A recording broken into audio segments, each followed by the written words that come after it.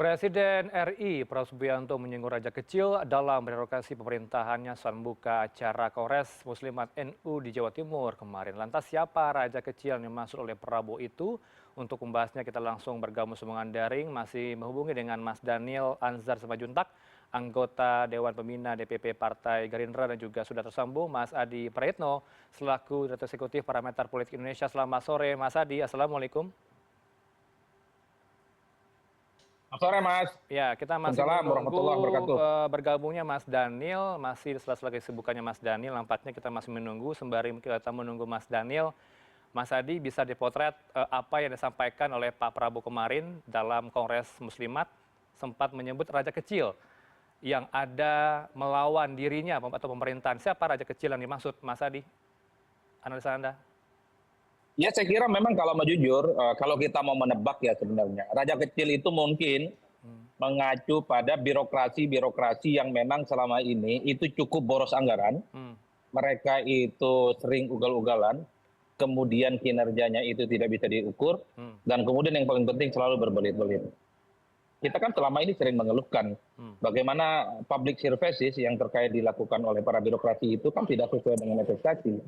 Makanya ketika kemudian ada efisiensi dan pemangkasan anggaran ini, yang merasa terganggu ya tentu adalah mereka yang kemudian selama ini berada di birokrasi yang menurut saya secara prinsip sangat terganggu.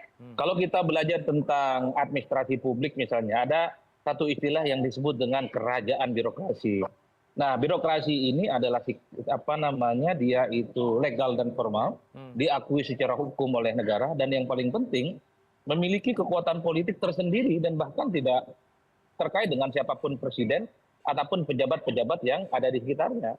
Oleh karena itu, wajar kalau kemudian ketika Prabowo Subianto mengatakan ketika ada efisiensi terkait dengan anggaran di semua kementerian, itu yang merasa terganggu adalah mereka yang raja-raja kecil. Saya menduga raja kecil itu adalah birokrasi yang selama ini menikmati fasilitas berlimpah dan kemewahan yang tidak sesuai dengan harapan kinerja-kinerjanya. Oleh karena itu bagi saya ini adalah satu momentum politik sebenarnya. Ketika Prabowo sudah jadi presiden 4 bulan, sudah tak ada lagi cerita raja-raja kecil ini yang harus tunduk kepada perintah presiden dan wajib hukumnya mengikuti apa yang diinginkan oleh pemerintah, khususnya dalam melakukan efisiensi anggaran-anggaran itu. Maksudnya yang Anda bidik pegawai di kementerian, Mas Adi, atau di daerah? Ya, birokrasi saya kira secara keseluruhan, baik ya birokrasi di pusat ataupun di daerah. Kan selama ini kan kita tahu, begitu banyak anggaran berbirokrasi itu kan terkesan cukup boros dan cukup berlimpah. Tapi kinerja mereka itu kan tidak terlampau sebanding. Maka ketika ada efisiensi dan pengetatan, mereka yang paling terganggu sebenarnya. Ada protes, ada resistensi, dan kelihatan tidak happy. Karena kemewahan-kemewahan yang selama ini mereka dapati itu ke depan untuk 5 tahun yang akan datang, ya pastinya akan berkurang dan bahkan akan terjadi kering kerontang. Saya menduga ya, peristiwa ada apa yang terjadi di Kementerian Ristek dan Distri beberapa waktu yang lalu, ketika ada rotasi, ketika misalnya ada penempatan posisi-posisi baru misalnya di sejumlah tertentu terkait dengan birok, itu kan menimbulkan kasus resistensi. Saya menduga itu bagian dari kemungkinan efek ketika ada terkait dengan efisiensi itu berlaku bagaimana birokrasi yang selama ini berada di zona nyaman merasa terganggu dengan adanya efisiensi dan kelonggaran-kelonggaran yang kemudian tidak akan mereka dapatkan di kemudian hari. Oleh karena itu saya kira Prabowo sudah tahu siapa raja kecil ini dan publik sebenarnya menunggu bahwa raja kecil ini memang harus ditindak, harus ditertibkan. Tak ada lagi cerita ke depan di masa-masa yang akan datang birokrasi itu boros, birokrasi tidak efisien, sehingga postur anggaran, sehingga postur pendanaan kita untuk di masa-masa yang akan datang itu dialokasikan untuk kebutuhan-kebutuhan yang pro dengan rakyat. Akan bergizi gratis, kemudian memperbaiki sekolah, kemudian kesehatan gratis, dan seterusnya. Sepanjang untuk kepentingan rakyat dan bangsa, saya kira publik akan mendukung penuh langkah-langkah yang dilakukan oleh Prabowo. Tapi Anda sepakat dengan diksi melawan, Mas Adi, kalau kita berbicara soal kepala negara dilawan artinya dikudeta, Mas Adi. Kata yang pas nampaknya bukan melawan, tapi mengeluh. Anda sepakat dengan mengeluh atau melawan sebenarnya, Mas Adi? Ya, diksi yang paling pas mungkin protes. Diksi yang paling pas mungkin komplain. Diksi yang paling pas itu adalah bahasa yang tidak happy karena anggaran mereka yang selama ini berlimpah itu akan berkurang secara signifikan. Oke. Kunjungan ke luar negeri tidak ada lagi, FGD tidak ada lagi, seminar-seminar untuk memperdalam isu-isu tertentu itu kemudian akan dipangkas. Itu kan selama ini siapa penyelenggara? Birokrasi. Siapakah birokrasi itu? Adalah aparatus-aparatus negara yang Baik. saya kira selama ini signifikansi posisinya mulai yang ada di pusat, provinsi, kabupaten, dan kota cukup signifikan. Tapi sekali lagi mereka ini yang dianggap boros dari anggaran sehingga layak untuk dipangkas, sehingga layak untuk dilakukan efisiensi, Mas. Baik, langsung dijawab. Kita sudah tersambung nampaknya dengan Mas Daniel Anzar Simanjuntak, anggota Dewan Pembina DPP Partai Gerindra. Mas Daniel, selamat sore. Terima kasih sudah meluangkan waktu. Selamat sore, Mas. Assalamualaikum. Baik, waalaikumsalam. Tadi sempat disinggung oleh Mas Adi, nampaknya raja kecil yang dimaksud adalah mereka yang merupakan aktor atau bekerja di kepegawaian dan kementerian dan juga daerah. Anda sepakat dengan ini atau siapa sebenarnya raja kecil, Mas Daniel? Saya kalau sudah Mas Adi yang ngomong itu sepertinya agak-agak tepat begitu. Tapi saya harus jelaskan dulu urutannya begitu. Oke. Pertama begini, pernyataan Pak Prabowo itu kan berangkat dari framework kebijakan Pak Prabowo. Kan Pak Prabowo melakukan kebijakan, saya sering menyebutnya dua hal, langkah beliau itu dua hal. Pertama itu adalah langkah spesialisasi. Langkah spesialisasi ini adalah Pak Prabowo membentuk lembaga kementerian untuk yang berdiri sendiri untuk kegiatan atau program yang punya skala ekonomi besar. Misalnya ya, yang sekarang saya tangani itu misalnya perhajian. Haji itu punya skala ekonomi yang sangat luas, sehingga Pak Prabowo memisahkannya dari Kementerian Agama menjadi institusi sendiri, badan sindikat kementerian sendiri, yang supaya kemudian bisa dikelola lebih efisien, lebih efektif, dan lebih ekonomis. Nah, itu adalah kebijakan Presiden sambil menunggu proses revisi undang-undang. Spesialisasi ini adalah jalan Pak Prabowo supaya bisa melahirkan pelayanan yang jauh lebih baik. Dan ini harus dipatuhi oleh semua pihak. Artinya tidak ada lagi manuver-manuver yang kemudian mengabaikan kebijakan presiden tersebut.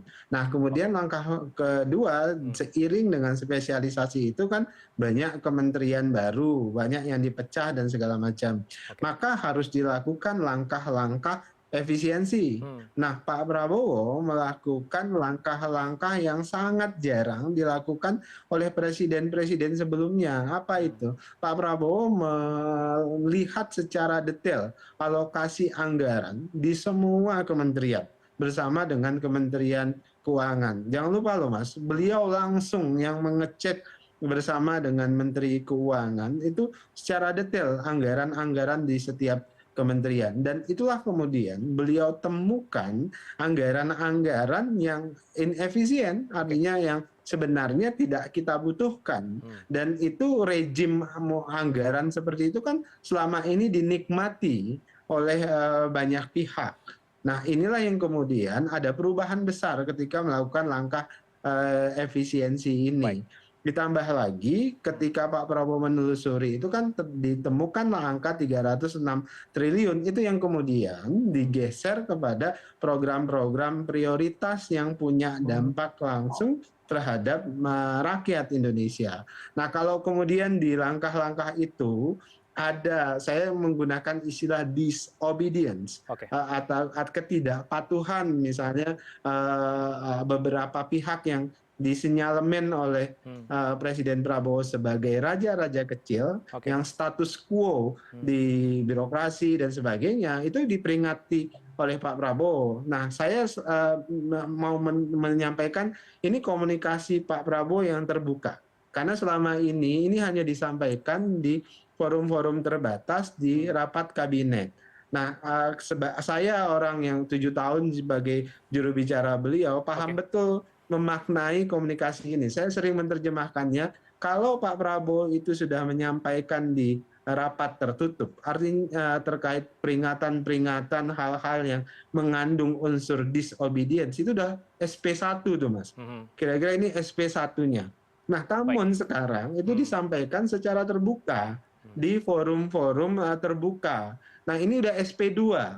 Nah, kalau sudah SP2 kemudian disobedience ini tidak berubah atau tidak ada perubahan, masih ada manuver yang kontraproduktif, yang mengabaikan perintah presiden dan kebijakan presiden, pasti ada SP3. Baik, langsung saja Mas Daniel sebutkan kementerian mana yang dimaksud raja kecil ini? Wah, kan di semua yang disasar Pak Prabowo tentu adalah raja-raja kecil, kemudian bahkan beliau tadi yang seperti disebutkan oleh pengamat kita Mas Adi ya secara spesifik ada di mana-mana tentu. Nah terkait dengan ini, nah ini adalah cara Pak Prabowo untuk kemudian membenahi tata kerja kita, kemudian upaya melakukan debirokratisasi dan sebagainya. Bentuk perlawanan seperti apa sih Mas Daniel lebih lengkapnya? Mungkin publik juga tidak bertanya-tanya.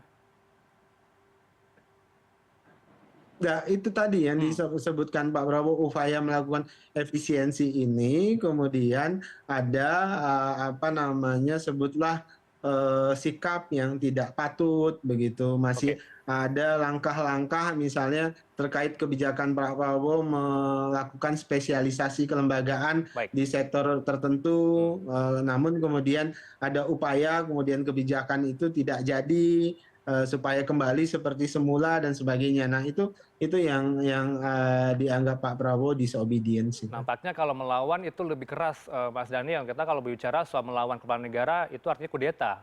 Mana mungkin Indonesia mengkudeta Pak Prabowo? Artinya kalau mendengarkan perlawanan tentunya lebih halusnya mengeluh. Lebih tepatnya rasanya Mas Daniel. Enggak, saya menggunakan istilah disobedience tadi. Jadi yang jelas kan itu cuman gaya komunikasi Pak Prabowo begitu, artinya beliau ingin menyampaikan dalam konteks yang low konteks begitu, supaya kemudian pesan yang ingin beliau sampaikan bahwasannya tidak boleh ada sikap disobedience itu harus ditunjukkan. Baik Mas Daniel, ini juga sering disampaikan oleh Pak Prabowo di tiap agenda, membuat statement menyebut ada yang mengancam, ada yang mengejek, ada yang hendak memisahkannya dengan Jokowi, lantas sekarang ada yang melawan. Ini maknanya cukup banyak penafsiran. Apa yang bisa Anda gambarkan soal statement yang sering dikatakan oleh Pak Prabowo ini? Pak Prabowo kan saya sering sebutkan istilah menolak menunjukkan sikap jamak selama ini, yaitu sikap cancel culture. Jadi kalau kan sekarang ini ketika ada Pak Prabowo sebutlah tadi ada disobedience di beberapa sektor, kemudian dikaitkan dengan kebijakan presiden sebelumnya, sehingga dihadap-hadapkanlah Pak Prabowo dengan Pak Jokowi. Nah, Pak Prabowo selalu menyebutkan Pak Prabowo tidak bisa diadu domba dengan Pak Jokowi, artinya semua kebijakan baik dari presiden sebelumnya itu harus diakumulasikan menjadi kebijakan yang lebih baik. Saya menggunakan istilah accumulative advantage, artinya mengumpulkan kebijakan-kebijakan baik yang sudah dilakukan presiden-presiden sebelumnya. Nah, kalau ada kesalahan, kalau ada kekurangan dari kebijakan presiden-presiden sebelumnya ya disempurnakan, diperbaiki, tidak kemudian dihujat, tidak kemudian dihina dan sebagainya. Nah, Pak Prabowo itu yang ingin beliau sampaikan dalam konteks ada yang berusaha mengadu domba antara Pak Prabowo dan Pak Jokowi. Baik, saya juga minta respon dari Mas Adi, tapi kita harus jeda terlebih dahulu. Setelah jeda nanti Mas Adi menjawab statement dari Mas Daniel. Kita harus jeda pemirsa, tetap bersama kami di CNN Indonesia Newsroom. Dialog kami lanjutkan kembali. Kami lanjutkan dialog bersama dengan narasumber Mas Daniel Lancer Simajuntak, anggota Dewan Pembina Gerindra, dan juga Mas Adi Praetno selaku pakar politik. Silakan dijawab statement tadi Mas Daniel yang katakan sebelum jeda. Mas Adi, ada respon dari Anda? Nampaknya ada pihak yang adu domba antara Pak Prabowo dengan Pak Presiden ke-7 Pak Jokowi. Ya sebenarnya memang kalau saya membaca rata-rata secara umum setelah Prabowo Subianto dilantik sebagai Presiden di Republik Indonesia, memang ke depan itu performa politik, kebijakan-kebijakan politik yang dibuat adalah kebijakan-kebijakan politik yang 100% memang hasil kebijakan politik yang dibuat oleh Prabowo. Bukan karena misalnya hanya karena hutang budi dengan mantan presiden sebelumnya dan tidak lagi berada di bawah bayang-bayang mantan presiden sebelumnya. Oke. Jadi tidak mengherankan sebenarnya Mas, dalam 100 hari kinerja pemerintah kemarin. Pasti salah satu pertanyaan media adalah apakah misalnya Prabowo itu masih berada di bawah bayang-bayang Pak Jokowi atau tidak. Itu yang saya sebut sebagai ketika begitu banyak pertanyaan-pertanyaan semacam itu, kelompok-kelompok kritis, kelompok-kelompok netizen, dan saya kira di sekitar Pak Prabowo juga berharap bahwa nggak ada lagi istilah-istilah yang disebut dengan bayang-bayang. Tak ada lagi cerita-cerita misalnya soal istilah hutang budi politik. Saya kira sudah lunas semuanya. Oke. Ke depan yang diharapkan oleh publik adalah Pak Prabowo 100% orisinal sebagai Presiden di Republik Indonesia yang saya kira bisa mengorkestrasi semua keputusan-keputusan politiknya, tentu didasarkan atas pertimbangan-pertimbangan nasional yang memang sudah dikalkulasi secara rasional oleh Prabowo sebagai Presiden definitif. Karena saya kira pemilihan Presiden itu adalah mandatori yang diberikan langsung oleh rakyat, supaya Presiden terpilih itu berdiri atas nama rakyat untuk kepentingan rakyat dan bukan atas nama apalagi misalnya di bawah bayang-bayang mantan-mantan Presiden sebelumnya. Saya kira di situ poinnya, Mas. Baik, terakhir karena durasi sudah terbatas, saya ke Mas Daniel untuk terakhir. Mas Daniel, ini kan rapat pembahasan efisiensi anggaran DPR nampaknya ditunda, ada surat yang ditujukan ke pimpinan DPR, seluruh komisi dan juga kementerian menunda pembahasan pemotongan anggaran. Ini sejauh mana sebenarnya dinamika yang terjadi? Apakah benar ada rekonstruksi anggaran? Iya, mungkin ada penyesuaian ya. Yang jelas kemarin kami juga di Badan Penyelenggara Haji harusnya rapat dengan Komisi 8, namun kemudian ditunda. Mungkin ada penyesuaian lagi dari Kementerian Keuangan bersama dengan pimpinan DPR atau dengan Banggar dan sebagainya. Yang jelas kami misalnya yang ada di pemerintahan, yang ada di kabinet tentu punya tanggung jawab untuk mengawal sepenuhnya kebijakan efisiensi yang sedang didorong oleh Presiden.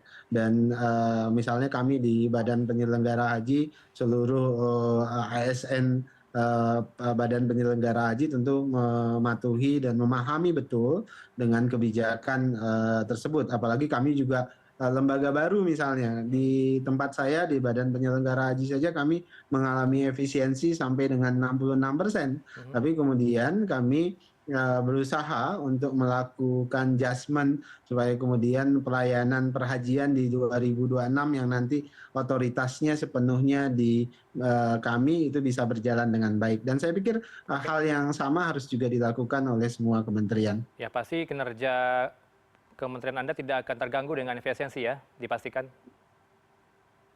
Harus ya. Itu yang pilihan kita ketika bekerja untuk kepentingan publik, tentu kita harus mencari cara supaya kemudian pelayanan publik tetap bisa berjalan dengan baik. Baik, sepakat ya Mas Adi ya dengan statement Mas Daniel tadi.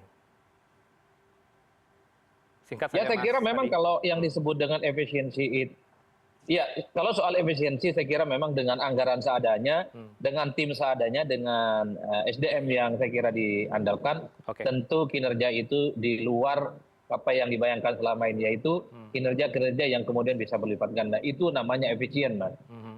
Baik.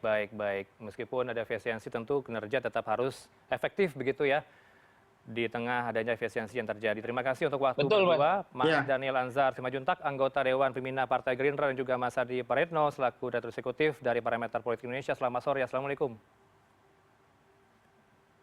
Selamat sore, Assalamualaikum.